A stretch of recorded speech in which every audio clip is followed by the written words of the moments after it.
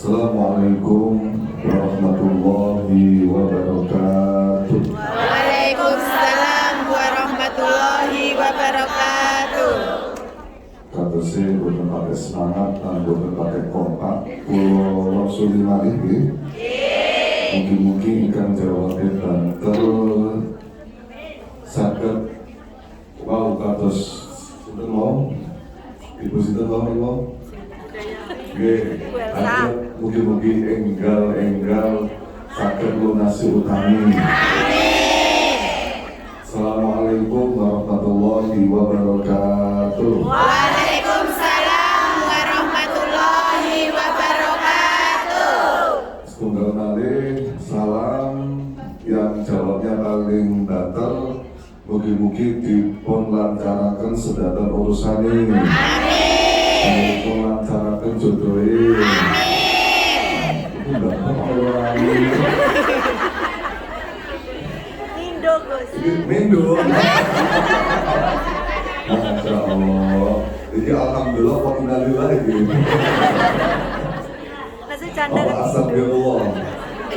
Assalamualaikum warahmatullahi wabarakatuh. Waalaikumsalam warahmatullahi wabarakatuh.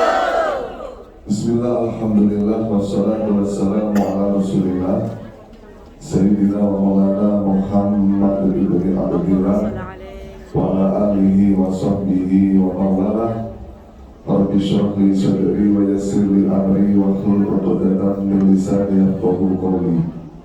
Amma ba'du, hadirin kiram yang kami muliakan, yang kami taati segala para alim, para ulama, yang kami hormati pula dunatan sedanten para hadirat yang hadir pada pagi hari ini. Semoga yang hadir pada pagi hari ini oleh Allah diberi kemudahan dalam segala urusan. Amin. Diberi kesehatan. Amin. Diberi umur yang panjang. Amin. Amin ya rabbal alamin. Saat ini melanjutkan apa yang nanti kita akan bahas. Kalau dari menyampaikan apa yang disampaikan oleh orang tua saya. Yang pertama, beliau menyampaikan, Ahmad, kalau kamu mendoakan orang lain, tolong ketika kamu mendoakan ditambahi kata-kata fi ta'atillah. Contoh, mendoakan kepada siapa saja. Contoh, muga-muga panjang umur fi ta'atillah. Muga-muga panjang umur fi ta'atillah. Dungane ibu Bu, moga-moga panjang umur. Alhamdulillah. Keranten nopo kok dadak diparingi fitoatillah. Niki alasannya adalah supaya kita mendoakan mereka panjang umur, yang mana umur tersebut itu akan selalu dilalui dengan taat kepada Allah. Sampai tuwek pada taat kepada Gusti Allah. Kata nopo, kata saat ini tuak-tuak tapi kata kelakuan ini. Ya, tuak-tuak jid senengane merasani kancani. Kata nopo boten. Kowe ore. Coba bukti acung. Ketika ngerasani tuang iku apik nopo awon. Saya nopo elek. Salek jenenge. Nek salek berarti saya kaleh. Nah, terus ketika kita mendoakan orang panjang umur fitoratillah ini, kita mendoakan pula mereka ini umurnya dihabiskan, dilalui sampai akhir hayat dengan selalu taat kepada Gusti Allah. Bila memang waktake manungso, terutama umat Kanjeng Nabi niku memang tidak lepas yang namanya melakukan kesalahan, tidak lepas yang namanya melakukan yang namanya dosa. Bila umat Kanjeng Nabi memang sama Gusti Allah dipun khususaken, diberikan kekhususan umat Kanjeng Nabi niku didadekne boten pakai dawa-dawa umure. Nggih. Ja'alallahu ummata Muhammadin aqallal umri. Dibanding dengan umat-umat yang dulu, umat Kanjeng Nabi itu paling pendek umurnya. Rata-rata hadis niku antara umur 60 tahun sampai umur 70 tahun. Waktu niku ya wes rata-rata sampun meninggal. Kalaupun ada yang lebih berarti diparingi bonus. Nah, ya. Sebab nopo kok diparingi boten patek tubuh. Zaman biyen niku umat biyen niku umure di atas 100 tahun. 200 tahun, 500 tahun, nek umat Kanjeng Nabi di antara 60 sampai 70 tahun. Supados nek umpama diparingi umur kapate akeh niku dosane yo ora patek akeh. Ngoten lho. Tapi nek diparingi dawa umure bisa-bisa jadi dosane tambah kata. Mila umur umat Kanjeng Nabi umure boten patek kata. Jadi kita jenengan sing hadir mriki seneng diparingi dawa umure apa endek umure? Seneng dawa pendek. Dawa pendek. Dawa tapi akeh dosane nek ndek gak pakai dosa seneng ndi jenengan. Dawa titik dosane. Dewa mirip jenenge ngoten niku ya. Mila nek awake dhewe ndongake wong liya dawa umure aja lali ditambahi kata-kata apa mau. Aturan jadi umure dawa tapi tetap abdi dhateng Gusti Allah. Kalau perlakuan dosa, dosane mungkin-mungkin enggak dipun-ampun kalih Gusti Allah. Karena memang tiap niku boten saged lepas dari yang namanya dosa. Boten saged. Hatta kiai, sampai kiai pun pasti nanti ngelakoni dosa. Ojo dikira nyuwun sewu, ojo dikira para kiai, para gus, pemuka agama suci tanpa dosa. Boten mungkin. Yang suci dari dosa maksud itu hanya Kanjeng Nabi saja. Sekelas kiai pun sami kata dosane, dosane. Cuma ini kenapa? Ini sesuai dengan sabdanipun hadis kullu ibni Adam khata'un. Setiap anak manusia itu pasti banyak melakukan yang namanya kesalahan. Tapi wa khairul khata' at-tawwabun. Sebaik-baiknya orang yang melakukan kesalahan, orang yang banyak bertobat kepada Gusti Allah. Kalau niku sering dicongati kalian tiap-tiap. Gus, kula niku dereng saged ninggale perkara elek. Termasuk kula niku nyuwun sewu, kula niku boten saged sing jenenge saged nglakoni salat. Salate arang-arang. Nah, ini pripun iki? Nggih kula jawab mawon. Yo, seperti sama butuh gelem tobat. Ya. Butuh gelem tobat dan tetap ada berusaha untuk supaya sholat niku digenapi secara sempurna. Ya, Gusti Allah niku bukan mungkin bisa mungkin Gusti Allah niku bakal tetap nabi tobatin manusia. Bahkan sampai beberapa jam sebelum dia meninggal, niku tetap diparingi pintu terbuka untuk bertobat. Bahkan terhadis ada lagi mengatakan orang yang maksiat tapi dia husnul karo Gusti Allah bakal diampuni dosane lekul luwih sae daripada wong sing tukang ibadah tapi ngerasa Gusti Allah niku boten bakal terima tobat. Jadi orang itu harus merasa husnul bahwa Gusti Allah niku rumati ageng.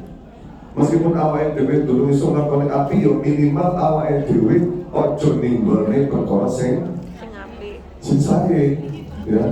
Dan ini karena sing paham Jawa tau betul. Oh, ada yang nggak paham. Berarti bahasa Indonesia ngomong nggih. Oke, ada bahasa Indonesia ngomong.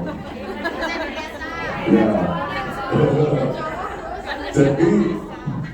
Jadi seandainya kalian semua ini masih belum bisa meninggalkan perkara jelek, minimal panjenengan kalian semua jangan sampai meninggalkan perkara baik. Karena apa? Innal hasanati yudhibna sayyi'at. Karena perkara buruk itu nanti akan dilebur oleh perkara baik. Atau contoh lagi, saya belum bisa meninggalkan yang namanya ghibah. Saya belum bisa meninggalkan yang namanya rasa-rasa. Berarti kalian jangan sampai pernah meninggalkan perkara baik yang istiqomah harus kalian lakukan. Apa contohnya? Mungkin termasuk istiqomah sedekah, atau istiqomah jamaah sholatnya, atau istiqomah berkata baik, jangan sampai ditinggalkan. Mungkin dari perkara baik itu nanti kelak akan melebur terhadap perkara yang jelek itu tadi. Ya, ini adalah sebuah pola dari manusia. Bahkan terhadis itu ada keterangan semacam ini. Ketika manusia melakukan perkara jelek, malaikat pencatat amal jelek itu mau menulis perbuatan jelek dia. Namanya Syahibul Ijmal, ya. Siapa malaikat yang mencatat amal jelek itu malaikat apa? Rokib atau Atid?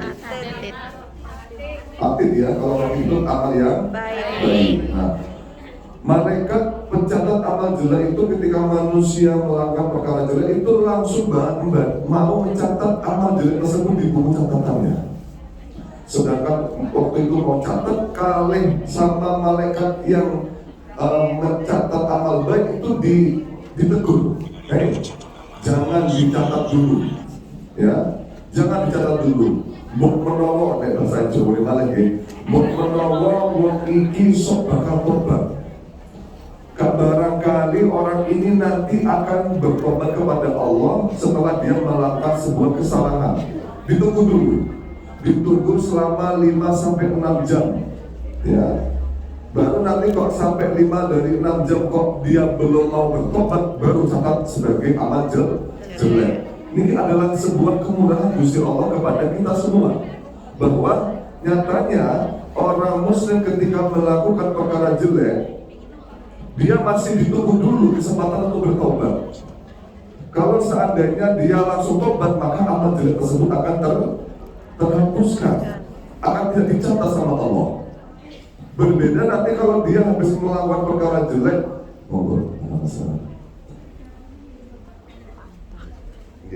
beda nanti kalau dia habis melakukan perkara jelek.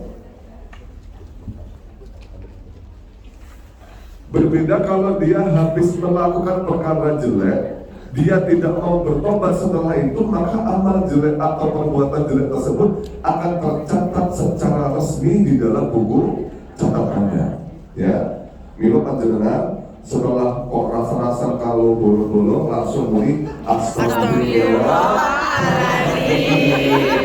Iya, ben ampe amal jeleknya dihapus Gusti Allah.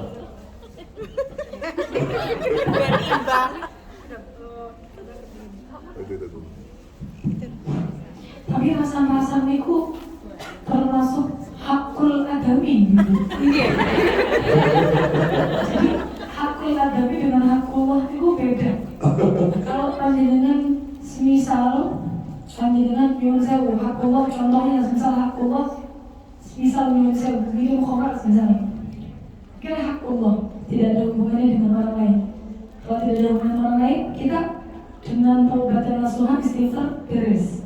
Allah Ghafurur Rahim.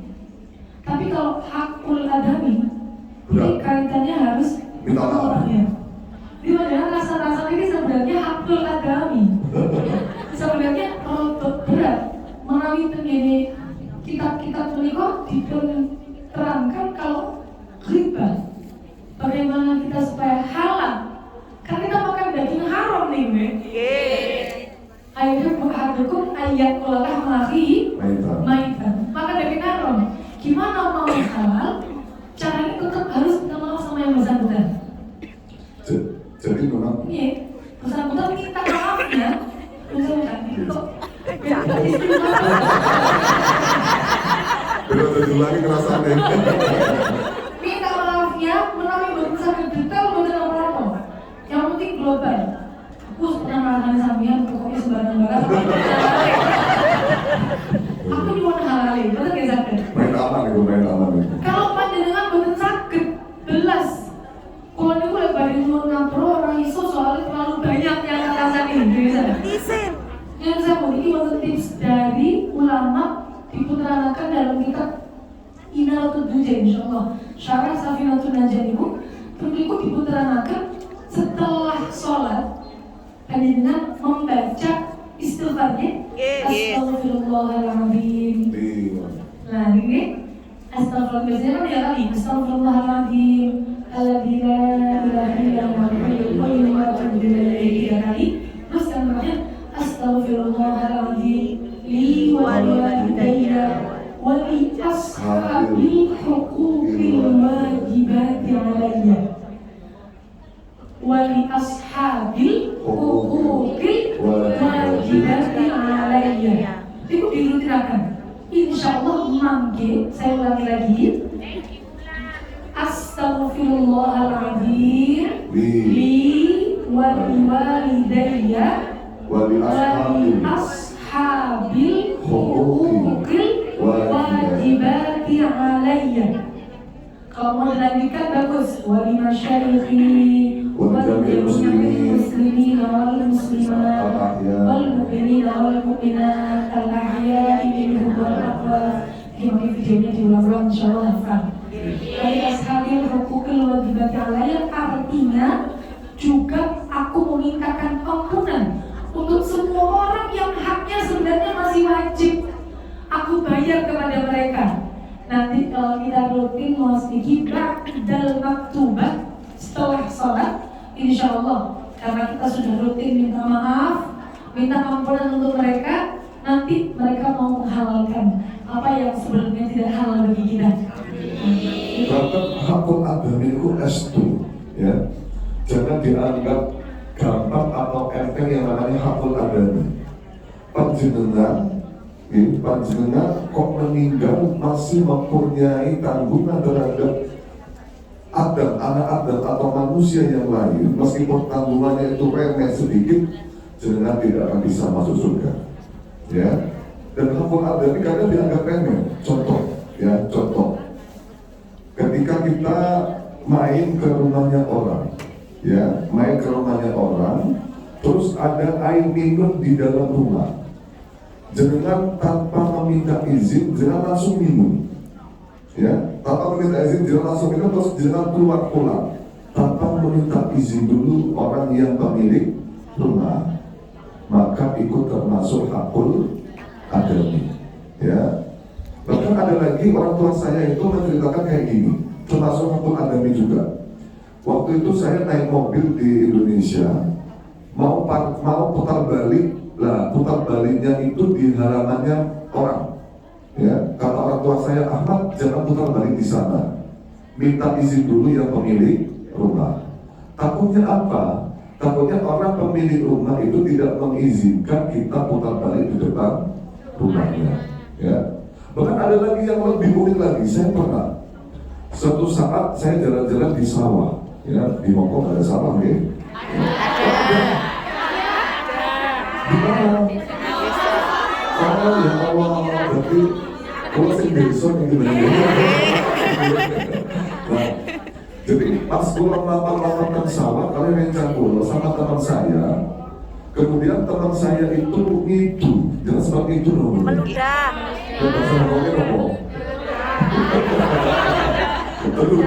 Meludah. Ya. Meludah, kemudian jalan lagi. Setelah dia meludah, saya jalan lagi beberapa meter. Setelah beberapa meter, dia balik lagi ke tempat tadi sambil tengok. Saya bilang kepada teman saya, kamu ngapain tengok? Dia diam aja. Setelah berapa lama, kemudian dia sedikit gembira. Kemudian dia ngambil sesuatu, ya ternyata dia mengambil air ludah yang dia tadi buang, yang terkena tanaman di sawah itu tadi. Jadi mendek ludahnya itu tadi di tanduran padi ini loh, dibendek, dicukup ya, terus dibuang. Loh, terus saya bertanya, ngapain kamu buang? Wong itu orang yang pemilik sawah juga nggak tahu kalau diludahin.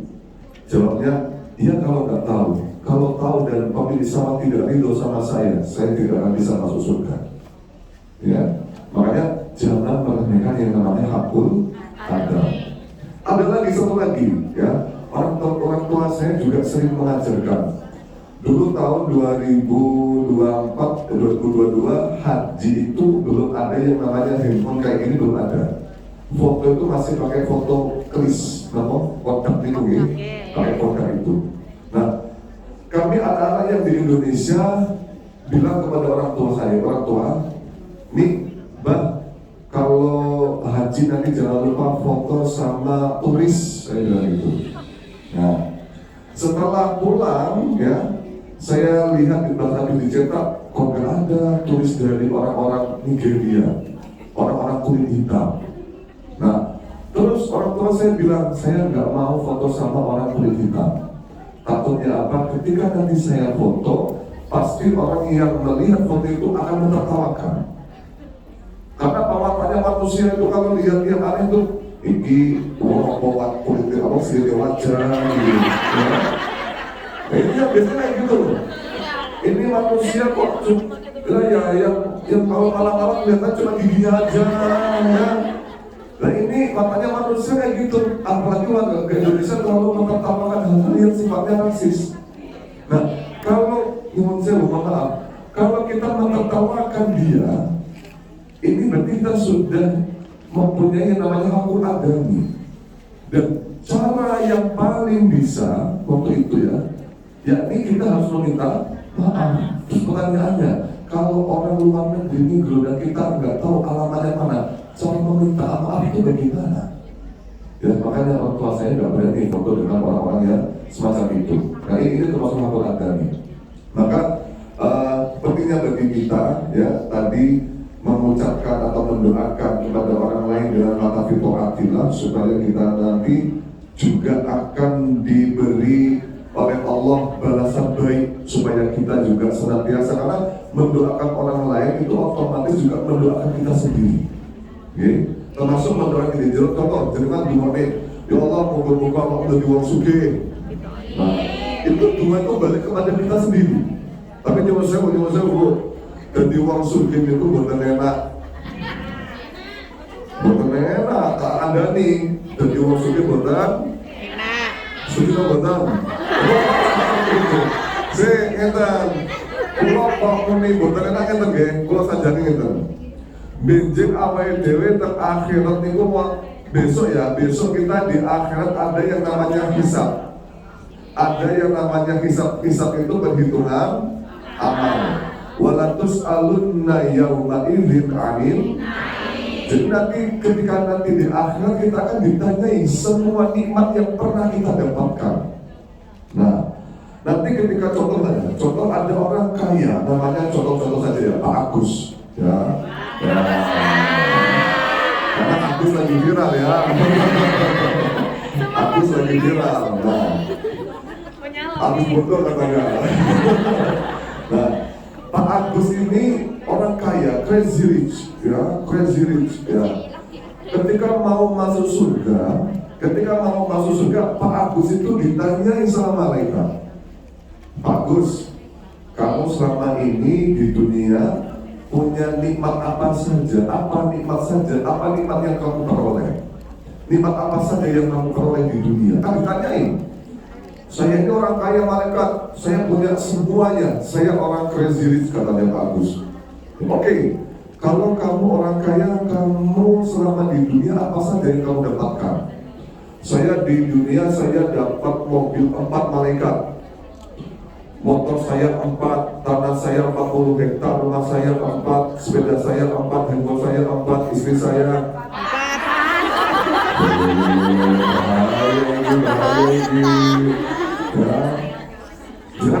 Jangan turun berdua jangan apa.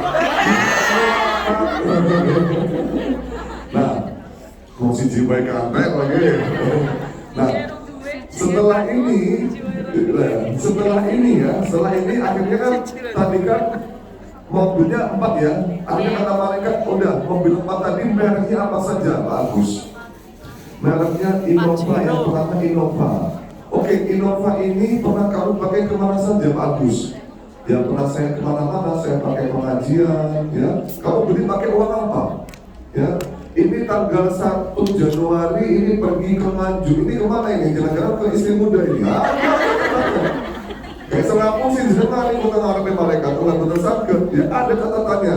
Ya tadi, yang catat siapa tadi? Roket sama. Nah itu buku catatannya. Nah akhirnya apa? akhirnya kesempatan Pak Agus mau masuk surga itu lama. Soalnya apa? Pertanyaannya semakin banyak. Karena dia orang kaya. Tadi mobilnya berapa? 4. Itu baru satu ya. Mobilnya berapa? 4. Sepeda motornya berapa? 4. Truknya berapa? 4. Rumahnya berapa? 4. Istrinya berapa? 4.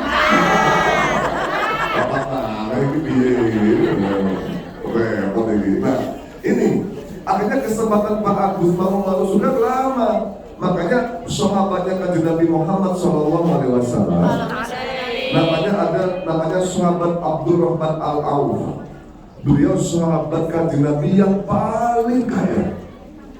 Dan memang dari kekayaannya tersebut sehingga mengakibatkan sahabat Abdurrahman Al-Auf itu adalah orang yang dekat dengan kanjeng Nabi, sahabatnya kanjeng Nabi yang masuk surganya paling terakhir, sebab gara-gara dia memiliki kekayaan yang fantastis.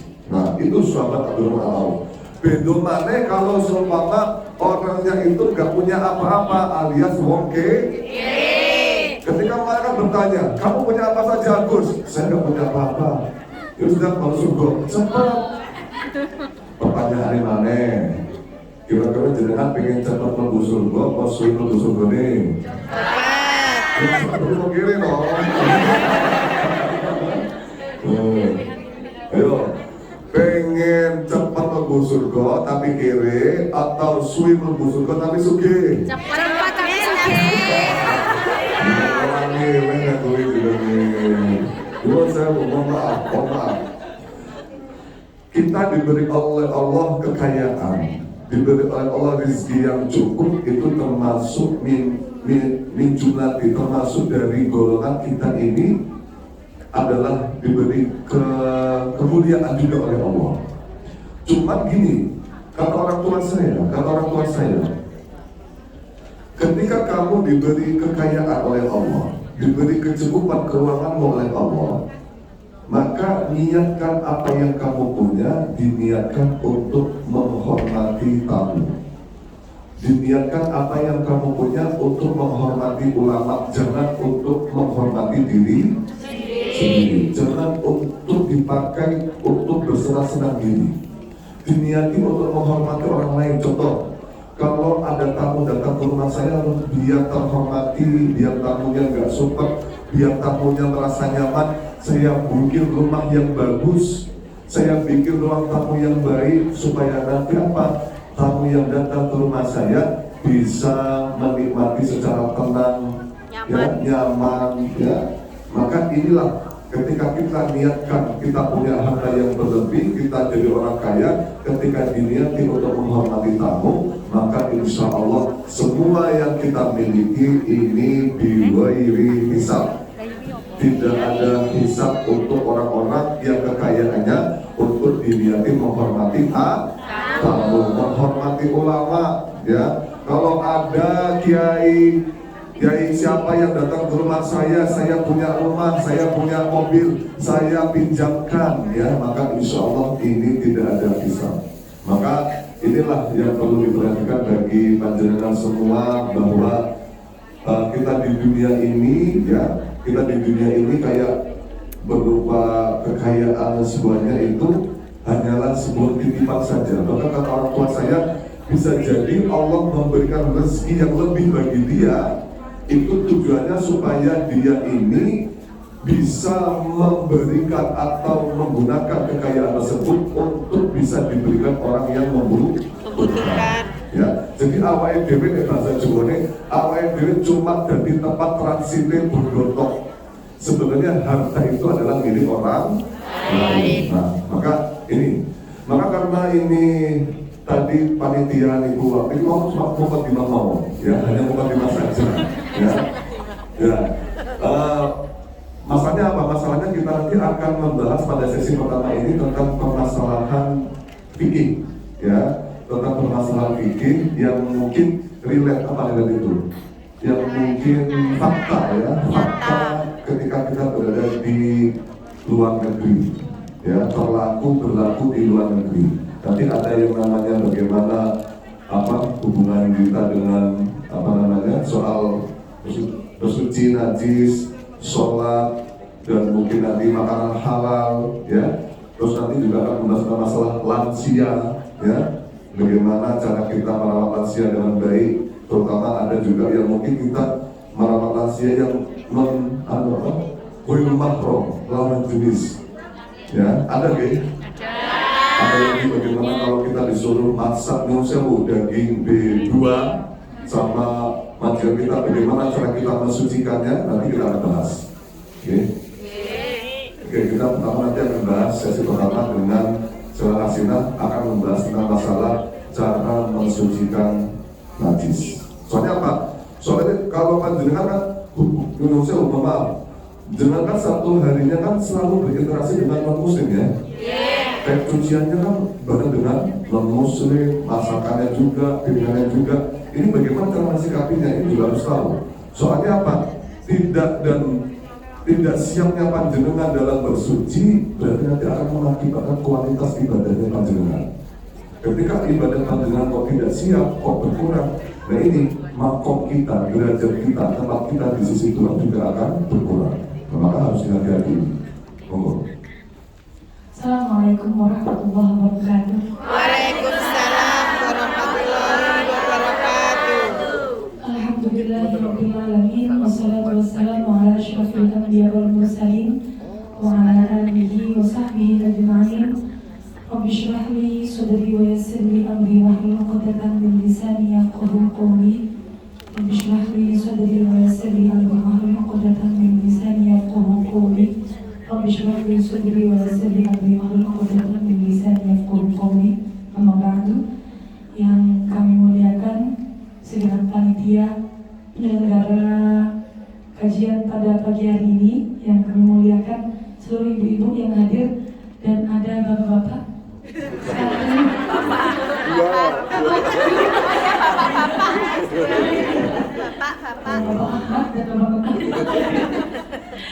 kami muliakan, alhamdulillah muqaddimahnya sudah begitu panjang ini, ya. Alhamdulillah. Maka ini kalau melanjutkan, tapi sebenarnya kalau ingin mau muqaddimahin, nambah muqaddimah lagi sedikit sebelum kita masuk membahas mengenai perihal sholat. Ibu-ibu, sekarang bulannya bulan mulia, bulan Rajab, bulannya menanam supaya nanti hasilnya bisa kita panen di bulan Ramadan. Dawuhnya Mbah Mun, wong iku api elee didelok saka bulan Rajab. Mbah Mun tahu nggak? Tahu. Kalau cuma dari Cakna, kita Salindri. Orang mikir betul paham kali. Alhamdulillah. Dawuhnya Mbah Mun, api elee wong didelok saka bulan Rajab. Baik dan tidaknya orang dilihat dari bulan Rajabnya. Kalau bulan Rajabnya baik, insya Allah akan baik. Kalau bulan Rajabnya tidak, maka juga sebaliknya. Nah, maksudnya pripun kok ada kata-kata demikian? Ini maksudnya menyemangati kita supaya kalau bulan Rajab fokus, karena Rajab itu syahrullah, bulannya Allah. Paling baik mau ibu-ibu, ucapan sudah sedikit menyinggung mengenai kalau semisal panjenengan itu kaitannya hari-hari dengan najis, nanti kaitannya sama ubudiyah. Nah ini pas sekali dengan bulan kita sekarang Maus. Pasnya nopo karena sekarang bulan ini bulan diturunkannya perintah sholat untuk kanjeng Nabi. Maka pertama yang ingin kita bahas sebenarnya bukan untuk masuk ke dalam sholatnya. Saya ingin membahas bahwa sebelum sholat, esensi perintah sholat kepada umat muslim apa saja? Pertama yang bisa kita terapkan, umat muslim awalnya niku panjenengan mungkin sudah semerap banyak cerita dari Isra Mi'raj. Awalnya diwajibkan berapa waktu? 50. Terus minta kortin Nabi Muhammad, minta diskon atas arahan Nabi Musa. Bahkan umat umatmu itu umatnya lemah-lemah, umatku kuat aja nggak kuat, apalagi umatmu lemah, nggak akan kuat umatmu. Akhirnya minta korting sampai jadi 5 waktu. Tapi ibu-ibu, 5 waktu ini cuma bilangannya mawon. Tenang, pahalanya tetap 50. Pahala yang kita sholat 5 waktu tetap 50. Tidak dikorting sama Allah. Cuma bentuknya mawon yang dikorting, kewajiban yang dilakukan saja yang dikorting, pahalanya tidak dikorting. Yang bisa kita ambil kesimpulan, kenapa sih kok diwajibkan sholatnya 5 waktu setiap hari? Kenapa enggak kayak orang-orang Kristen 1 minggu sekali?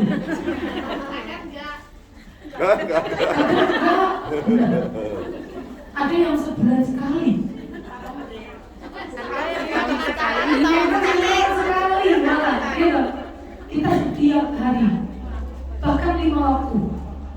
Pertama yang bisa kita ambil pelajaran dari kewajiban sholat adalah seberapapun nakal kalian, wajib untuk selalu kembali kepada Allah. Seberapapun macam-macam maksiat kalian, maka kalian harus terus kembali kepada Allah. Maka orang kalau sholat dijamin aman. Yang penting sholat, pondasinya sholat, yang penting sholat, karena dia selalu mau kembali kepada Allah. Tapi kalau sudah sholat ditinggalkan, repot nanti biasanya.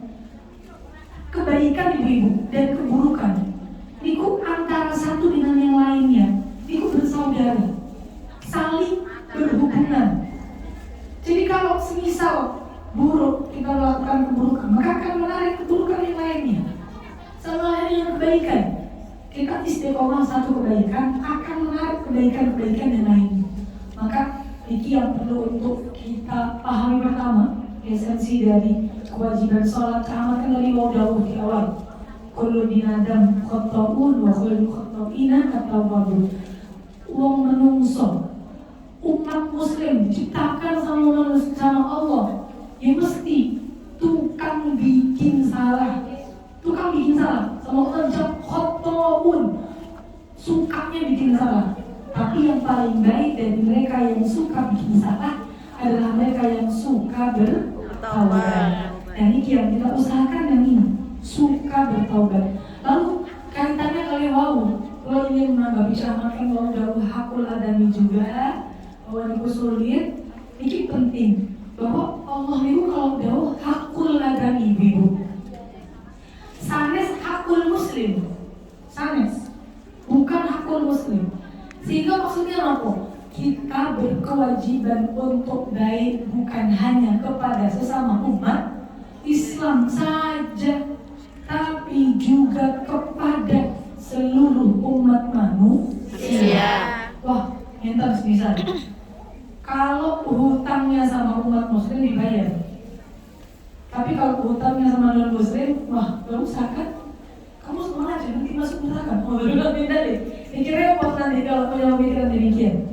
Oh enggak muslim kok, kamu ngapain nggak bayar hutangnya? Tetap boten sakit. Kita boten sakit menjamin dia lebih baik dari kita, meskipun sekarang dia non muslim. Kita karena nyuwun sewu tidak ada yang tahu akhir hidup seorang manusia. Iya, kalau kita sekarang Islam, dia sekarang non muslim, iya itu sekarang. Besok bagaimana? Kita tidak ngerti. Misal besok dia muslim, misal besok dia bertaubat, kemudian ternyata derajatnya di sisi Allah lebih tinggi daripada kita. Naudzubillah min dzalik. Terus akhirnya kok naudzubillah? Maksudnya masya Allah. Maksudnya naudzubillah, kitanya naudzubillah karena meremehkan haknya muslim. Benar. Jadi walaupun kita punya hak kepada non muslim, harus tetap dibayar. Sama juga etikanya kita sebagai muslim itu jangan menjudge orang non muslim. Oh pasti kamu ahli neraka, pasti kamu nanti gak masuk surga, kamu pasti dilaknati. Nah ya, makanya kita ini kewajibannya yakni berbaik kepada semua makhluk ciptaan Gusti Allah. Bahkan kita mau bergaul dengan orang muslim tidak dilarang kok.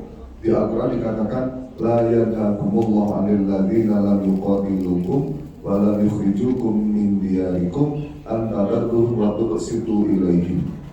Dalam artian apa? Bahwa Allah tidak melarang kalian untuk berbuat baik kepada mereka selama mereka ini tidak memerangi kamu dan tidak mengeluarkan kamu dari negaramu.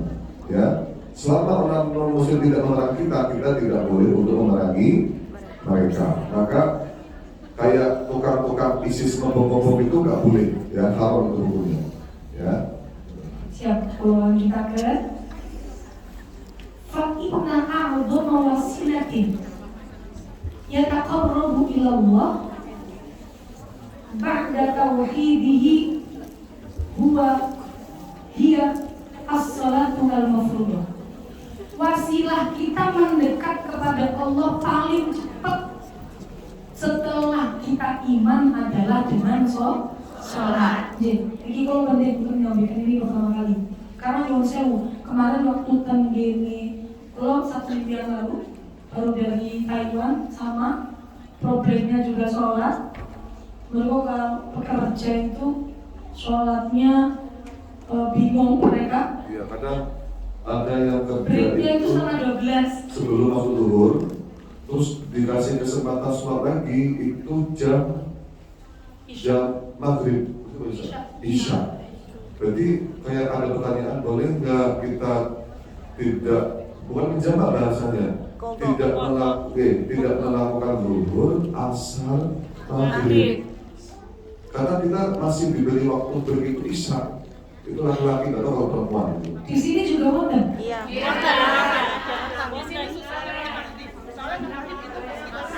Nah, ini ada solusi ini. Soalnya aku punya masalahnya. Oke. Jadi gini, dalam sholat itu ada yang dalam sholat gini. Ada sebuah makalah yang mengatakan yuridullahu bikumul yusra wa la yuridu bikumul usra. Gusti Allah itu menginginkan kepada kalian sesuatu yang mudah. Termasuk dalam hal ibadah itu Gusti Allah ingin kalian itu gak terlalu berat, ingin kalian itu dimudahkan dalam beribadah. Maka dalam sholat, dalam konteks sholat ada yang namanya jamak. Nah, jamak itu bisa ada dua, ada yang namanya jamak takdim, ada yang namanya jamak. Nah, sekarang saya tanya, kapan orang itu boleh untuk menjamak sholat? Ketika kapan? Ketika dalam keadaan apa? Perjalanan jauh, terus apalagi? Lagi apa? Sakit boleh nggak? Boleh nggak? Boleh. Maka sebenarnya yang paling mudah, ya, ini adalah orang tersebut itu boleh menjamak ketika ada hajat, ada yang namanya kebutuhan. Contoh hajat ya, contoh orang nikahan, ya, dia pasti pernah dia namanya apa? Make up. Ngacak manten, ya.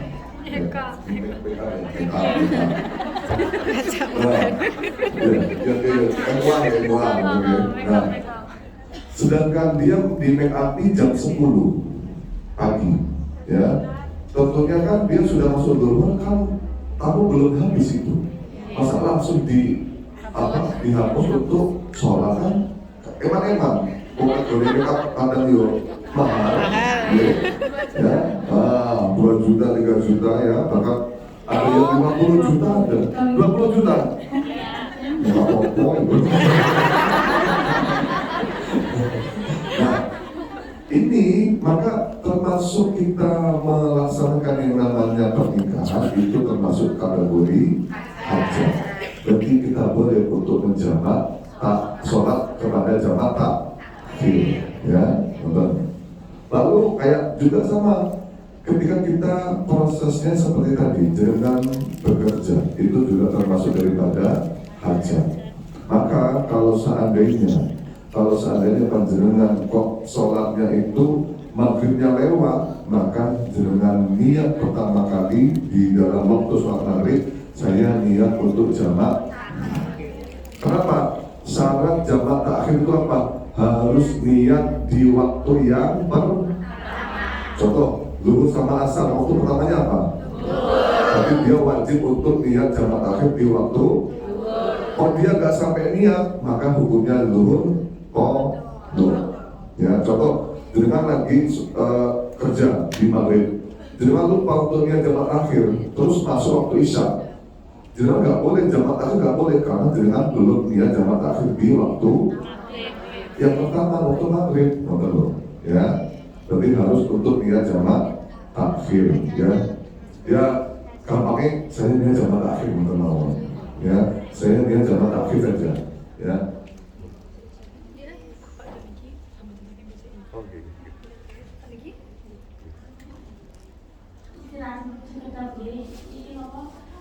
Bapak PJIN ngomong itu sambutan sebentar ya. Ngomong Pak Anas. Pak Tanfit.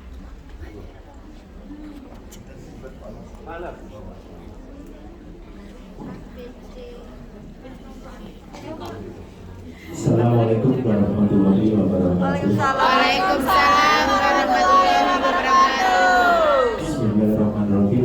Alhamdulillahirrahmanirrahim. Assalatu wassalamu ala asyrafil anbiya'i wal mursalin wa ala alihi washabihi ajma'in amma ba'du. Al-Mukarram yang saya hormati dan saya takdimi Gus kalian ini selamat datang di rumah Gus. Ngapunten Hongkong lagi dingin-dinginnya datang.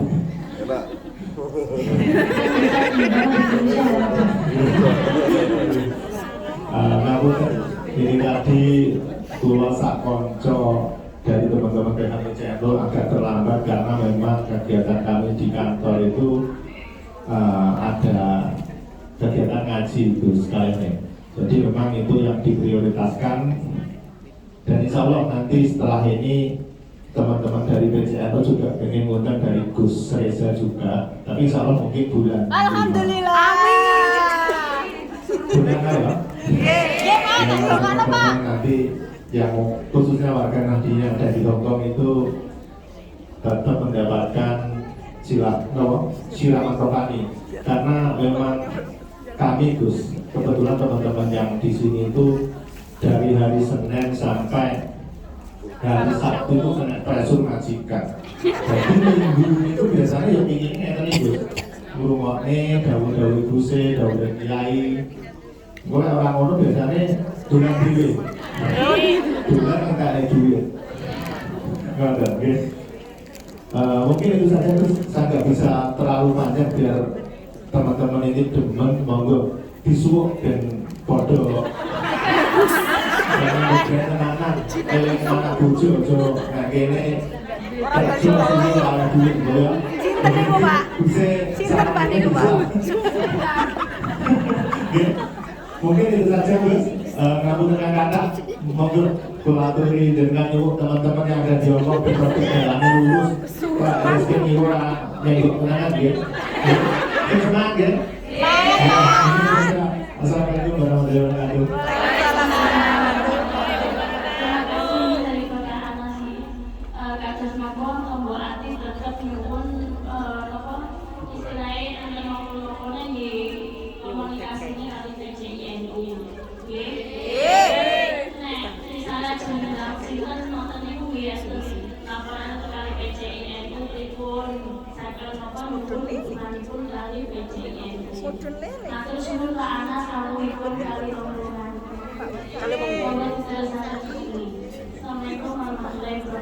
Waalaikumsalam warahmatullahi wabarakatuh.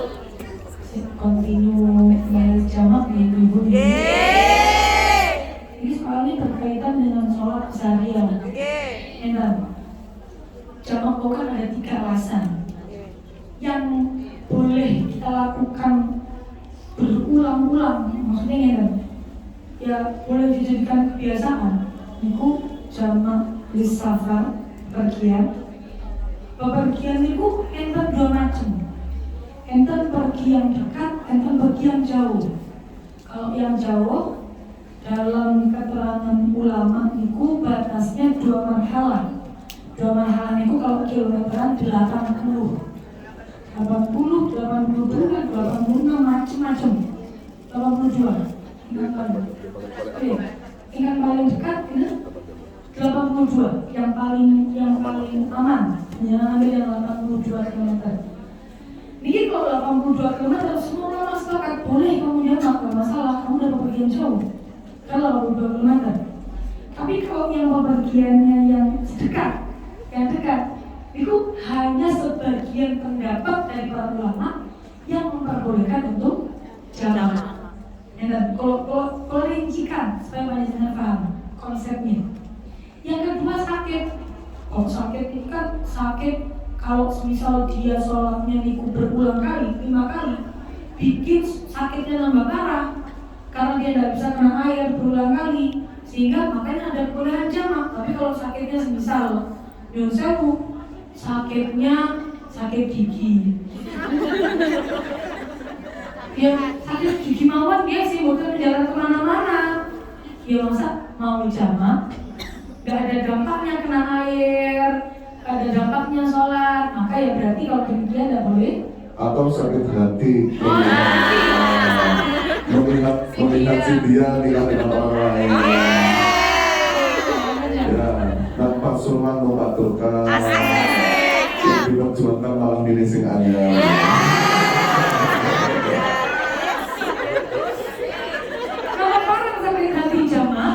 Yang bukan barang, sakit hatinya kok bukan otaknya, kan benar. Nah, maka saat ini kalau misalnya memang butuh jamak, boleh jamak. Ada yang ketiga lil hajat. Sebenarnya para ulama ini emang sebagiannya yang mendahulukan boleh jamak lil hajat, tapi jangan dijadikan kebiasaan. Kalau dengan sakit sholat tanpa jamak, walaupun panjenengan itu punya hajat menjamak, tentu jauh lebih baik. Tapi kalau panjenengan harus kepada daripada gak sholat, mending jamak. Daripada buat sholat iki untuk maghrib ke isya, untuk zuhur ke asar. Pertanyaannya, kalau belas bukan sakit sholat, belas zuhur asar itu bukan break. Kalau biasanya tugasnya ngomong ini. Ngeter kayak anak les. Betul juga. Harus buka apa tuh? Betul juga.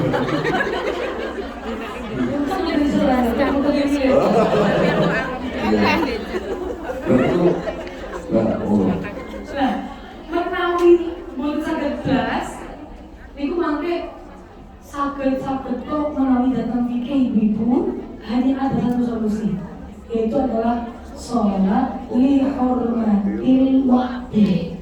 Tidak ada solusi lain kalau fikihnya. Oh, boleh nggak jamaknya jamak kubro, zuhur, asar, maghrib, isya. Nggak boleh. Kalau dalam fikih cuma ada satu solusi bagi mereka yang disamakan bagi mereka yang seperti tidak menemukan alat bersuci, boten enten air, boten enten debu, jadi dia tidak bisa bersuci. Apakah kemudian dia boleh meninggalkan sholat? Yang boleh adalah sholat lihormatil waktu, supaya tidak meninggalkan sholat. Tapi mangke sholatnya wajib dikodok. Lihormatil waktu ini keberipun panjenengan niat, saya niat sholat lihormatil waktu.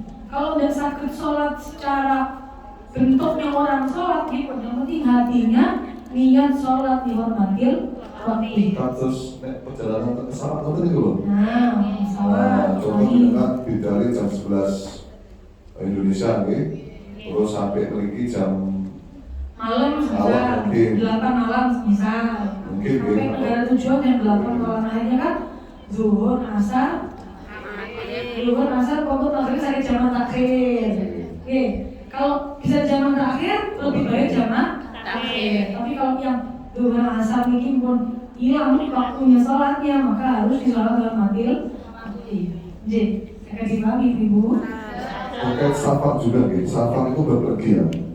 Jadi ada beberapa ulama yang mengatakan wong berpergian itu ya nggak semuanya bisa untuk melaksanakan yang namanya jamak. Ada beberapa yang memang tidak diperbolehkan melaksanakan jamak.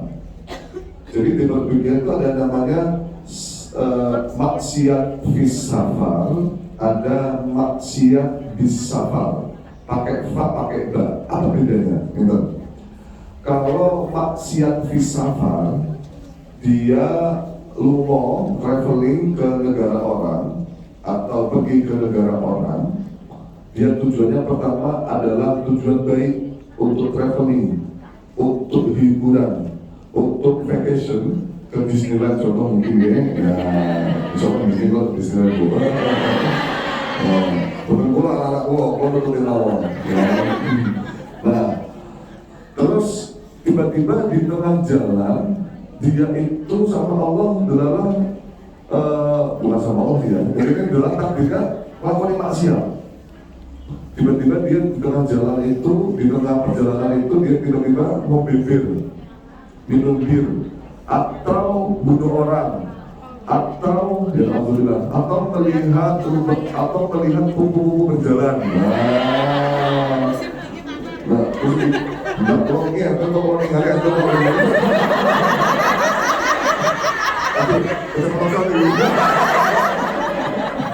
Nah, ayo, kalau mau batin, jadinya dan mau pakai singkat ada kakek nih, foto dulu. Dan kalau saya bertindak, lupa berjalan. Nah, itu jadi maksiatnya di tengah-tengah, bukan dari awal, bukan niat dari awal. Maka itu masih diperbolehkan untuk menjamak. Nah, kalau niat dari awal untuk maksiat, contoh saya pergi ke Thailand, ke Pattaya mau lihat kupu-kupu, mau lihat wanita seksi. Nah, dari awal dari Indonesia dia niatnya untuk jelek, atau saya pergi ke Bali untuk lihat bule bikini, bule yang nggak pakai BH, contoh. Mungkin ada, mungkin. Maka berpergiannya saya dari Kediri menuju Bali tidak diperbolehkan untuk melaksanakan jamak dan qashar. Gak boleh, ya. Sekarang pertanyaannya lagi, boleh nggak kalau seandainya ya kita berpergian niatnya untuk cuma senang-senang saja, ya, cuma senang-senang saja. Boleh nggak kita menjamak dan mengqashar sholat? Jawabannya boleh, ya, boleh.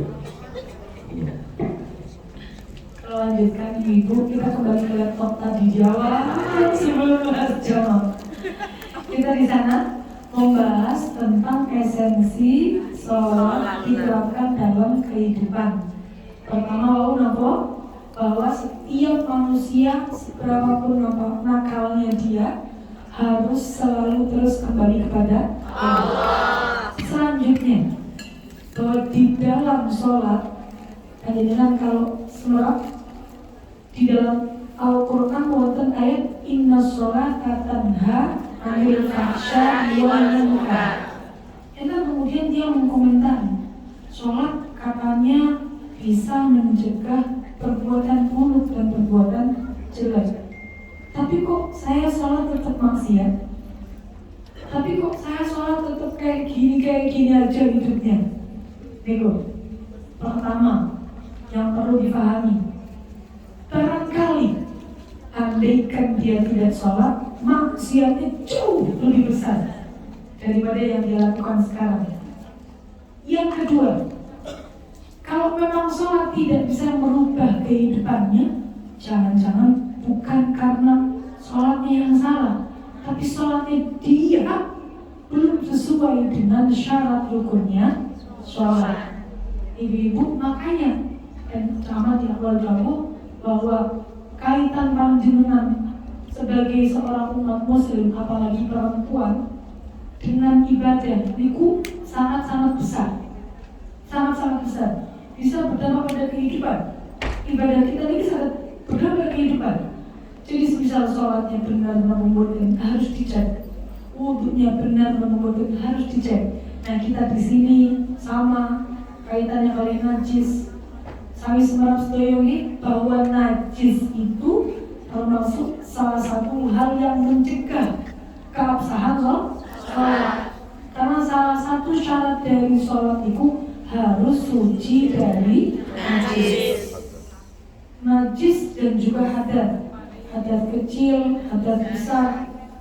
Wonten kadang-kadang yang itu kalau semisal umat muslim, panjenengan lagi menurut kamu keistimewaan perempuan, maka yang perlu ditekankan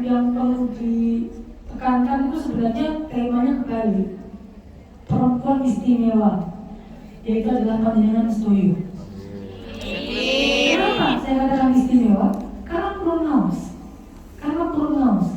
Bahkan menurut kamu, orang-orang perempuan dan PMI yang tinggal di negara non-muslim itu jauh lebih Islam daripada yang di sana. Jadi PMI itu kalau kemarin pandangan kami, dia ketika di Indonesia ngaji nggak pakai semangat. Ketika pakai semangat. Tapi bahkan ketika dia sudah pindah ke negara bukan tidak di negara orang lain, malah ngajinya malah semangat. Harus meniru. Oh, itu dengan saya Indonesia pakai semangat dengan itu.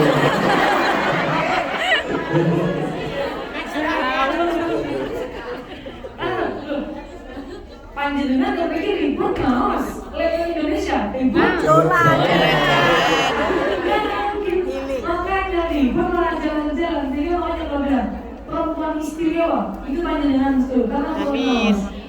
Ini yang didahulukan oleh Bayan Mansur berulang kali. Pokok tiangnya agama itu adalah perempuan. Maka panjenengan setuju benar mas. Terutama bab fikih. Terutama bab akhlak, fikih, akhlak, tauhid. Ini 3 poin dalam ilmu Islam yang wajib untuk kita pelajari.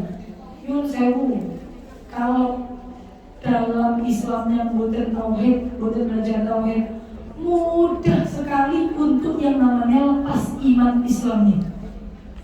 Makanya menaik wonten mualaf, wonten mualaf, itu harus dikapal. Kenapa? Karena dari dia ilmu tauhidnya masih gampang dalam untuk lepas. Kedua, ilmu fikih. Setiap hari kita ibadah.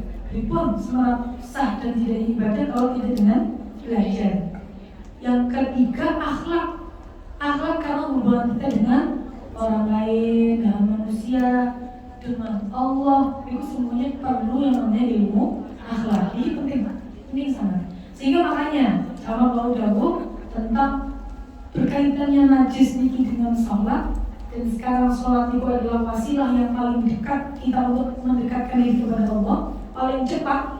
Maka kita dengarkan dulu najis pertama yang paling sering mawon, perlu langsung bahas poin-poinnya mawon, boten usah diperinci dari awal. Pertama yang paling sering najis sebelum najis anjing babi, sebelum najis anjing babi, kita kaitan najis yang paling rawan itu adalah dengan kotoran kita biamba, kencing dan buang air besar. Sebelum itu buang air kecil, buang air besar, itu semuanya najis. Maka panjenengan nyuwun sewu dan Hongkong itu kan jarang bidet. Biasanya pakai tisu. Lah, iki kita wajib mensucikan diri najis dari najis itu kapan? Nopo setiap hari wajib suci atau hanya ketika akan sholat? Ketika akan sholat mawon A, atau setiap waktu harus suci B, A atau B? A atau B? Ganti, aku pokoknya udah penang singang. Ganti, A atau B? Jujur, saya penang singang. Cuma waktu sholat malam suci nih. Setiap hari wajib suci, nopo setiap akan melaksanakan sholat wajib suci, maka yang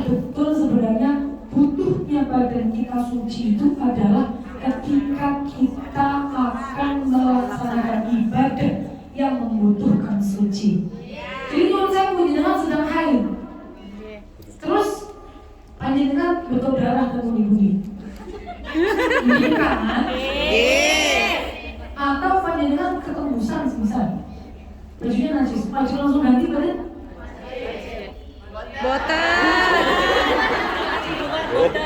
Jangan, darahnya tembus ke baju. Kan hitam bajunya ketembusan. Nggak kelihatan.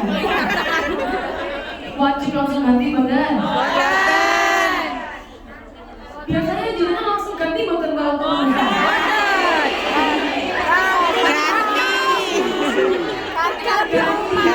Bukan bajunya. Kalau bajunya kan beragam. Bajunya najis juga loh. Kan itu wajib langsung ganti. Maka kewajiban kita suci full satu badan itu adalah saat kita akan melaksanakan sholat. Kalau boten akan melaksanakan sholat, sebenarnya panjenengan itu kalau semisal boten suci, ini boten masalah. Yang penting jangan sholat dulu sebelum suci. Ini penting. Kalau semisal tidak ada air, ibu-ibu, media untuk mensucikan itu hanya air yang suci dan mensucikan. Yang kedua tanah. Hanya ada dua. Tanah ini cuma media pembantu ketika kita akan mensucikan najis yang mengelarut, yang babi dan anjing. Kalau yang selain yang wajib pakai air. Terus dia mau betul sakit, kompol, cuma bilang tidak bisa suci sebelum kita mengaliri air. Saya kira, apa motor kata, bukan cuma kemeriki, kan Indonesia banyak. Bayi ngompol cuma dipel, ya kan? Lagi malah sampai najisnya pun diputi, malah kemana-mana najisnya.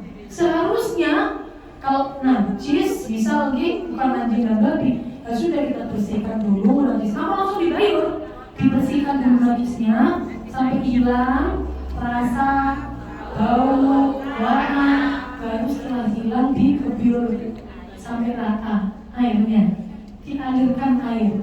Ngaliri air bukan harus setunggal bak, secibuk pun kalau cukup mengaliri semuanya cukup. Terus panjenengan kalau semisal nyuwun sewu di toiletnya Hongkong hanya ada tisu, boleh nggak kita pakai tisu? Usahakan semuanya kering. Keringnya jadi kalau kita bikin najis nih, kalau kita pakai tisu mawon. Kalau pakai cara ini bukan mensucikan, kita cara istinja. Jadi nyuwun sewu berarti usahakan tempat duduknya kering, area bagian belakang dan depan kita kering. Terus misal setelah buang air kecil atau buang air besar kita keringkan dengan tisu. Kering ketemu kering tidak akan mentransfer najis. Najis itu cuma bisa tertransfer kalau salah satunya basah. Jadi panjenengan tangannya basah, kan ngelus-ngelus anjing, baru bisa najis. Kalau panjenengan tangannya kering, ngelus-ngelus anjing tetap suci. Paham? Masih banyak yang salah biasanya. Jangan disentuh. Padahal kering ketemu kering. Gak masalah. Kering ketemu kering tidak akan tertransfer najis. Paham sih? Setelah buang air kecil untuk begini, toilet yang tadi sudah kita keringkan, terus kita keringkan lagi dengan tisu karena nggak ada air, bukan berarti kemudian jadi suci, boten. Kita hanya mengusahakan bagian itu kering, biar nanti tidak mentransfer najis pada pakaian luar kita. Yang najis cuma pakaian yang kena dalamnya mawon, yang luar tidak najis, suci. Jadi nanti semisal panjenengan mau sholat, tinggal yang dalam dilepas, bersihkan pakai air, kemudian suci. Saya dipakai sholat. Bisa dipahami ibu? Kalau panjenengan ingin mensucikannya pakai air, semisal nyuwun sewu panjenengan duduk bidet portable atau pakai botol. Kalau biasanya bagianku kalau ada bagian yang najis sedikit, kalau itu rada was-was tiangnya. Apalagi bawa anak, kadang-kadang nyuwun sewu boten sengaja duduk di bagian-bagian basah, itu pokoknya was-was. Maka biasanya saya kalau misal mau istinja di toilet yang najis, air itu 1 botol itu bisa untuk bikin suci. Pertama, sedikit-sedikit kalau alirkan ke samping-sampingnya mau, samping-samping yang buat kita duduk gitu. Yang penting duduk itu kita sudah suci. Jadi kalau alirkan dulu, setelah sudah dialiri semua, sedikit-sedikit mau nampil. Kalau basah semua lah, kemudian dimarahin. Enggak dimarahin, kalau tugasnya biasanya makanya sedikit-sedikit mau yang penting sudah terlalui semua, terus dibersihkan lagi. Wah, suci berarti ya. Duduk kita suci, setelah buang air pakai botol lagi suci, beres. Itu kalau buang air kecil, buang air besar. Kalau semisal ada lagi najis yang perempuan, yang kaitannya perempuan, keputihan. Ibu itu banyak yang masih keputihan, biasanya mulai dari anak usianya belum balik itu keputihan biasanya. Umur 7, umur 6 mulai keputihan sampai mendekati menopause. Kalau sudah menopause itu jarang yang keputihan, karena memang cairan-cairan yang dari area kewanitaan itu akan semakin sedikit ketika dia di usia menopause. Nah, keputihan itu ibu-ibu kalau memang dia keluarnya dari area dalam, maka hukumnya juga najis. Maka perlu untuk kita sucikan kalau mau sholat. Terus pripun? Saya ini kalau mau sholat, saya kalau di udara dingin pakai celana, ya kan? Mau sholat kan sulit kalau keputihan. Maka sebelum panjenengan sholat, bisa ini untuk solusi mawon, boleh menggunakan container, balut, ya. Makanya misal mau sholat tinggal dibuang keputihan yang najis, kita ganti dengan yang baru, terus area kualitas ini kita sucikan. Itu najis yang paling rentan karena berkaitan dengan hari-hari kita, buang air kecil, buang air besar. Misal jeding kecipratan bawahnya, maka bawahnya juga ikut najis. Keluar dari kamar mandi wajib untuk cuci kaki biar betul kebiasaan, belum lebu jeding, betul pakai cuci kaki, wes betul semarap sing najis pundi, sing suci pundi. Ibu, najis dan tidak kalau kita perhatikan kaitannya dengan ibadah pertama. Yang kedua, juga ada kaitannya dengan kecerdasan anak-anak yang nanti akan kita lahirkan dan kita didik. Kok sakit? Kok betul nyambung? Najis sama cerdas seperti tidak nyambung. Seperti betul nyambung. Niki yang didahulukan oleh guru kami, bahwa orang tua yang perhatian dengan najis dan tidaknya seorang anak yang dia didik nanti akan berdampak pada kecerdasan anaknya. Cerdas niku bukan melulu soal nilai ibu. Cerdas niku bukan melulu soal dia berprestasi. Cerdas niku bisa futuh hatinya, gampang terbuka hatinya untuk melakukan ibadah.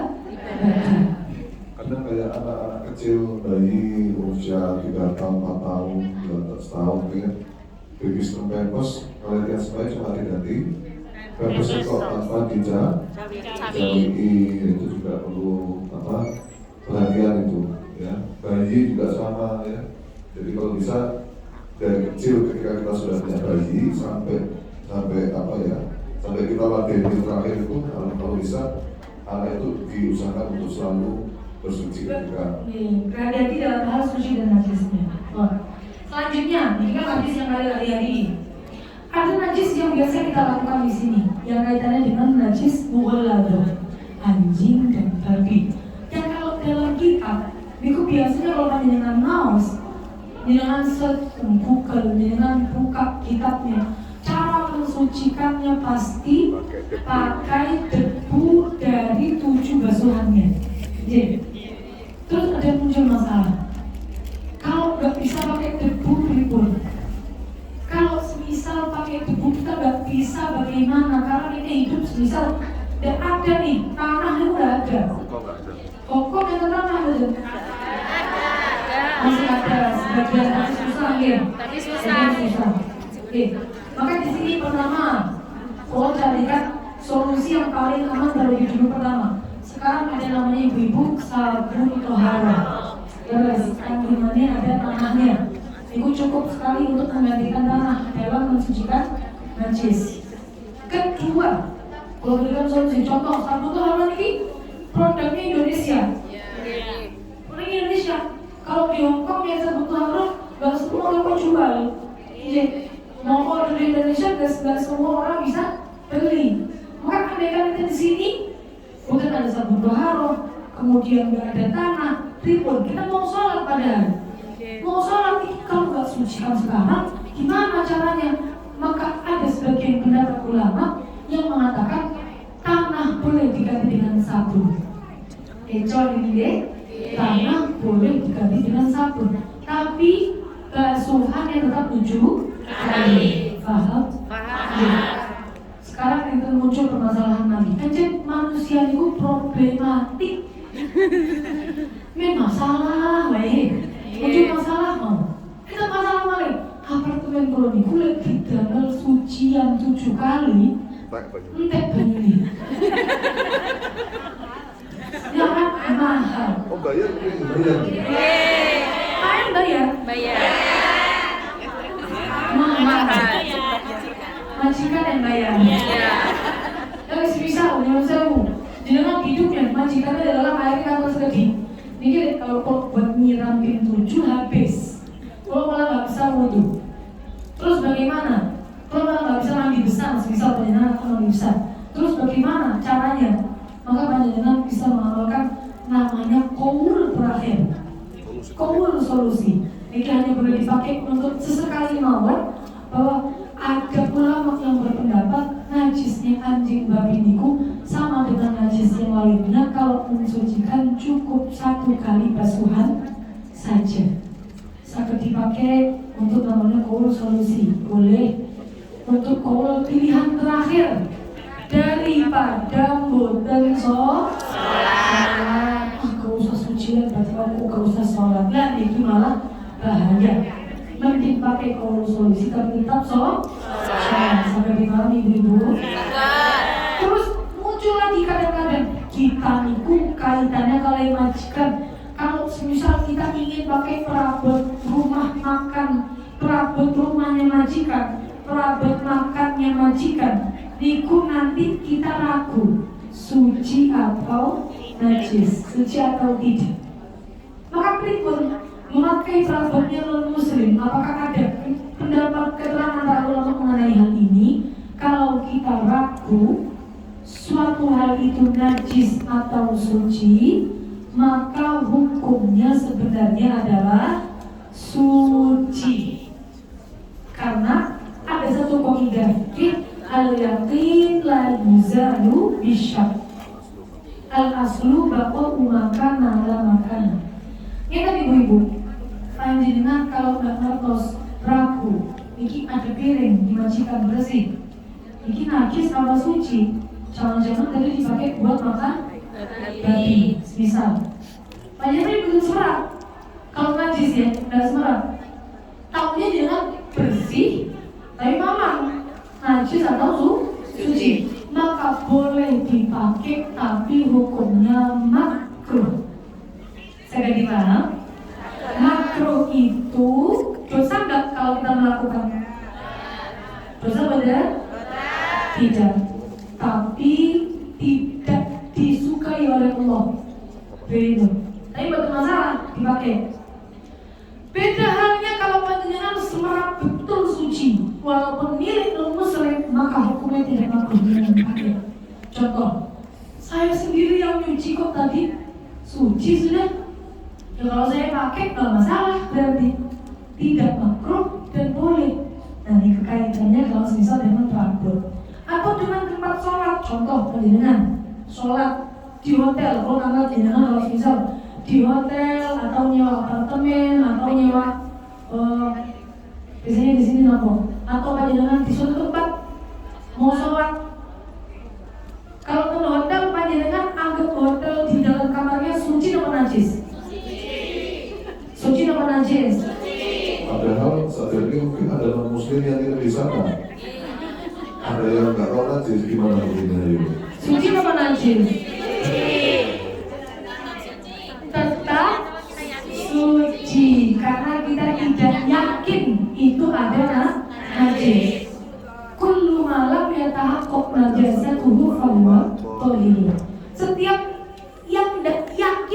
najisi, kita gak yakin dia najis, maka itu pasti suci. Kayak dengan gini, toilet umum kalau di Indonesia, kalau tadi kan semuanya toilet kalau tidak pakai bidet semprot, ya berarti nggak ada bidetnya. Kalau di Indonesia penjelang toilet umum pakainya bak kecil di bawah. Sebelumnya anak kecil yang masuk, jangan-jangan pipisnya berotot. Jangan dibaca, jangan-jangan pipis sih. Anak kecil kita bukan semprot, bagaimana dalam dia, kan mana? Maka selama dia dengan boten mencium bau pesing di dalam airnya nggak kelihatan kuning karena pipis, berarti hukum airnya walaupun sedikit adalah suci. Bisa kayak dipahami ibu? Ya, itu lumayan sangat memudahkan kita. Jadi bagaimana nanti sangat buat persiapan mau sholat, bagaimana bersucinya sebelum kita sholat supaya nanti sholat betul-betul dalam keadaan suci. Jadi semua perkara yang ada di dunia itu al-aslu al-ibadah. Semua yang ada di perkara yang ada di dunia yang Allah ciptakan semuanya boleh dipakai, kecuali yang memang disyariatkan memang tidak boleh dipakai. Nah, makanya saya tadi mengatakan ada kaidah namanya al-aslu baqa'umakan ala-makan. Kita boleh melakukan karena kita kembali pakai hukum semua boleh dipakai, kecuali nanti memang ada sesuatunya. Contoh kayak tadi bingung, ini dipakai boleh atau enggak? Ya, ketika kita ragu, maka kita boleh pakai kaidah tadi. Boleh pakai undang-undang tadi. Sesuatu hal yang diciptakan oleh Allah semuanya boleh dipakai. Contoh lagi masalah ragu. Jenengan ragu, aku wis wudu apa durung? Jawabannya apa?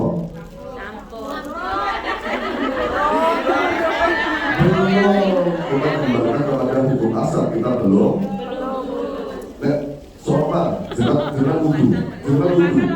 Nah, jenengan wudu. Terus jenengan ragu, kulo batal apa durung? Jawabannya nek ketolong kena orang takut, ya karena raguan hanya ragu saja, maka jawabannya kita tidak batal. Lihat aslinya ini Lihat aslinya, maksudnya gitu, lihat ke aslinya. Ini kan apa? Ketika pertanyaannya wes apa dulu, jawabannya apa? Wes wudu apa dulu, jawabannya? Wes batal apa dulu? Nah, betul ya. Jadi jawabannya dulu itu loh. Dan pertanyaannya wes batal apa dulu, jawabannya? Ketika ragu-ragu loh, ketika ragu-ragu. Sama dengan sholat. Telu apa papat jawabannya? Papat. Yang sedikit. Jenengan tunggu teng warung, juga hotel, malah pun juga telu apa papat, jangan pilih apa? Lah, nek urusan kalian hakul adami, awake dhewe ngati-ngati, ibuke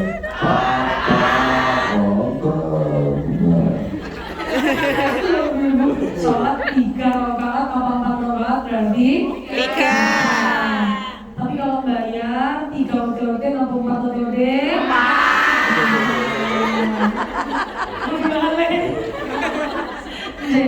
itu realita. Jadi kaitannya kalian sholat ibu. Waktu kemarin kaitannya bersuci itu biasanya nyuwun sewu memiliki yang paling banyak ditanyakan sebelum kita akan sholat, bersuci dari hadas kecil wonten, hadas besar wonten. Kalau hadas kecil wudu, yang wudu, syarat wudu, rukunnya wudu sudah seperti insyaallah sampai paham sedoyo ada 6. Yang ini mau terangkan 1 yang paling banyak salahnya. Kalau mau wudu, make upnya dihapus sendiri dulu. Tapi ada make up halal itu gimana? Ada make up halal? Halal itu bahannya halal, tapi tidak bisa masuk air. Make upnya dihapusin, eyelinernya. Bukan awita meriki, ada yang pakai iku, jangan sewu. Oh, coklat dihapus, dicopot dulu badan. Kalau coklat dalam bola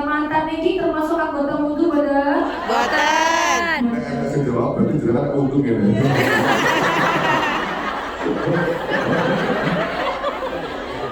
Dalam bola mantan ini bukan anggota wudu. Soalnya wudu dicopot. Kalau belum maka wajib yang nempel itu wajib. Ya. Waterproof, justru karena waterproof maka wajib untuk dihilangkan. Waterproof itu kan tahan badan. Tahan air. Oh iya kan?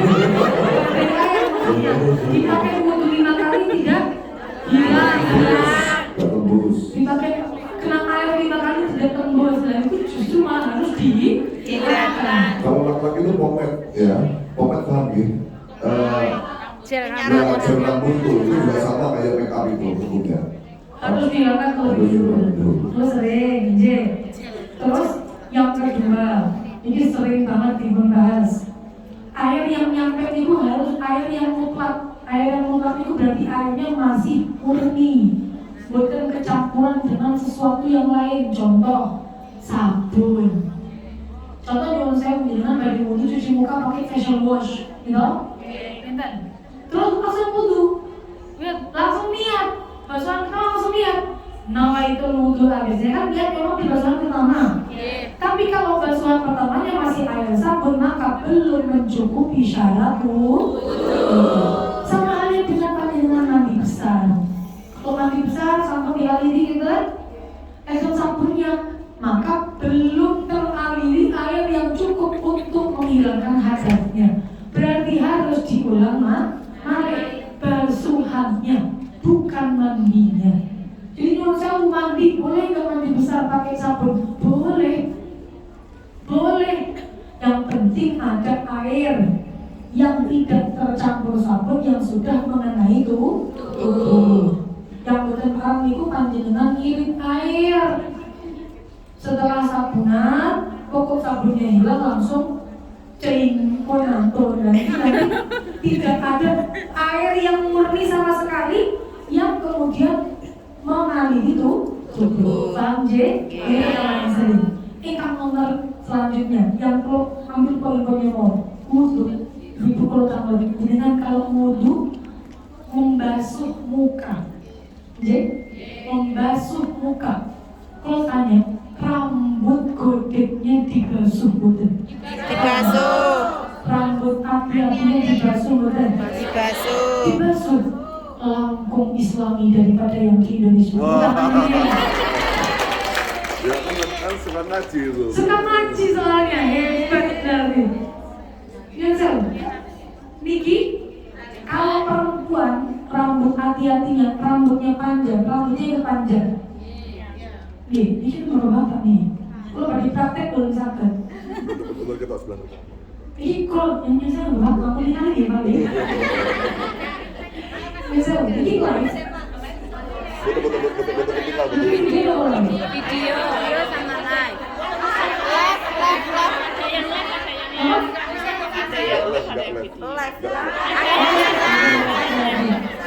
Ambilnya dari belakang telinga ibu-ibu. Tarik ke depan. Yang keluar sedikit dan itu wajib dibasuh. Itu tadi pojok mata belek niki sering ketinggalan. Kuku bawah. Ini kalau ada kita wudu pakai kita wudu terus meninggalkan kuku di bawah. Kotoran di bawah. Kotoran di bawah kuku. Boleh atau enggak? Sah enggak wudunya? Nah, ulama khilaf. Ya, kata ulama Ghazali, Imam Ghazali, beliau mengatakan ketika kita wudu kok masih ada wasaf itu kotoran di bawah kuku, maka wudunya tetap sah. Ya. Cuma ingkang saya kita keluar dari perjalanan dari para ulama sehingga nopo yang kalau mau wudu dibersihkan terlebih dahulu. Itu penting. Wudu itu biasanya niku yang sering ditanyakan. Sama kalau mandi besar itu yang sering ditanyakan nopo. Andaikan. Yang saya tapi kembali ini betul lihat sepertinya. Mantan lawas semua. Jadi ceritanya gini Bu. Kemarin ada orang bertanya sama kami, bagaimana? Jadi boleh nggak kalau orang pengantin anyar, kan beliau ini mungkin lagi kasmaran sehingga waktu mereka berdua itu nggak mengenal waktu, ya, nggak mengenal waktu. Nah, terus pengantin pun senior lah, pengantin lah. Pertanyaannya, boleh nggak kalau pengantin lawas itu nggak langsung mandi, jadi mandinya waktu subuh, soalnya waktu ini nek mungkin mandi nih waktu nih begitu ngikut di selidiki woro tua isi karo woro gitu. Maka jawabnya, kalau persoalan mandi besar itu tidak diwajibkan untuk mualah. Mualah itu terus mah, contoh deh, jelas kadang kali ya, jam 10 dalu ya, jangan bingung, ini aku langsung mandi, waduh, ini dari orang tua aku dibilang ganas itu gimana, jangan cicil mawon ya, jangan cicil. Jadi dalu selain bisa sama ya, kemudian ketemu biur malah dilirik untuk malah repot awal itu. Dengan selain bisa hari mau jatuhannya segile, terus dibuat awalnya betul ya. Itu sekedar tips mawon. Pengalaman beda. Ada ibu yang tertarik, kata ini. Kalau misal setelah suci dari haid belum mandi, terus gas langsung, boleh napa boten? Boleh boten? Mandinya biar sekalian. Soalnya kata mesin motor itu kata lu. Jadi matanya nggak kuat. Suci bu, nggih Pak. Terus mandi terus gue sekalian. Dan dipanen boten? Pintar sangat, masya Allah. Memiliki ketinggalan. Amin kabin dikit. Tidak boleh, harus mandi dulu, baru kemudian panen. Jadi kita ini mungkin kita di awal untuk jadikan kita soalnya mau dua. Pertanyaan mau. Pertanyaan ini, mungkin. Oh, sudah.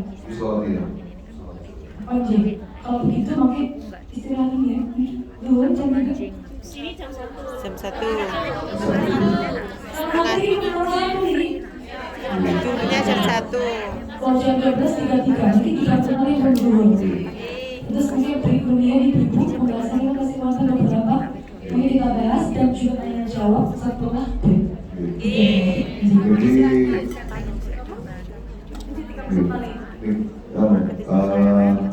Ini ada request dari panitia untuk namanya sobat keliling. Nanti kita membaca sholawat saran-saran, terus kemudian ada petugasnya, dan insya Allah apa yang ingkar panjenengan kalingakan, sodako yang bilang kalingakan, ikut dan dosakan sucine tubuh panjenengan. Jadi sodako ini diresi awak, ya. Jadi kalau khutbir awalihim, sodakota tubuh hiruhu, bisa membersihkan badan dari orang-orang yang mengelola sodako. Kita sholawat, sholawat ya, kata berbentuk sholawat. Sholawat ya, Allahumma salli wa sallim ala sayyidina Muhammadin sahibil busyara salatan tubashiruna biha wa alana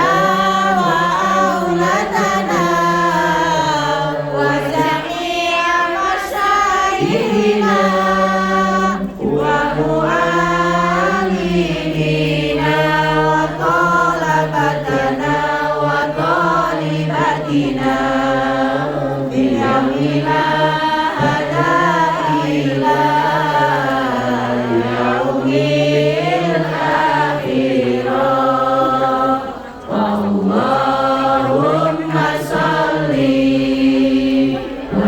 Salim ala Sayyidina Muhammadin sahibil busyara salatan tubasyiruna biha wa alana wa auladana wa jami'a masyayikhina wa mu'allimina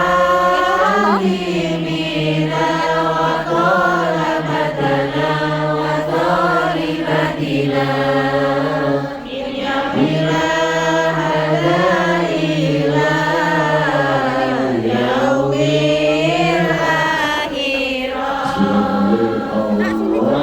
Allahumma sholli wa sallim ala sayyidina Muhammadin sahibil busyara salatan tubasyiruna biha wa ahlana wa auladana wa jami'a masyayikhina wa mu'allimina wa talabatana wa talibatina min yaumina hada ila yaumil akhirah.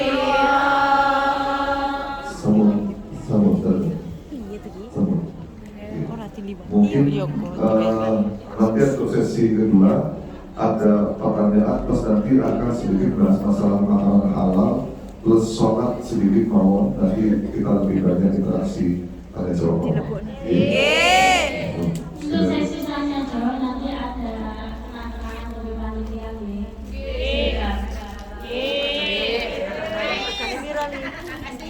Dukung terus di majelis Tombo Ati, kurun-kurun barokahipun kali panjenengan dalam berapa benar-benar untuk memperjuangkan agamanya Allah, nggih. Dukung oleh